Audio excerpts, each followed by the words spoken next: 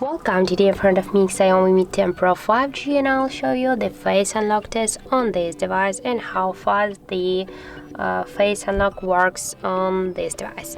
So just a couple of seconds ago I just set it to my face recognition, and now we'll just try it. I'll make it a couple of times to see to show you the difference between all the try.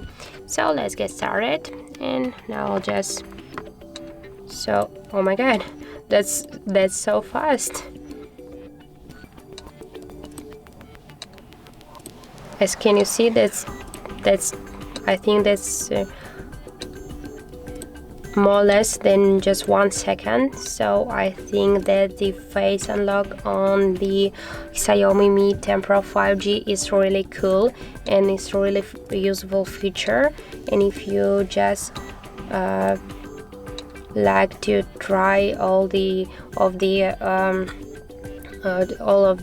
methods to unlock your device, I think and I suggest you just to choose the face unlock, because that's work really fast. So that's how it looks, and if you found this video helpful, please remember to leave a like, comment and subscribe our channel.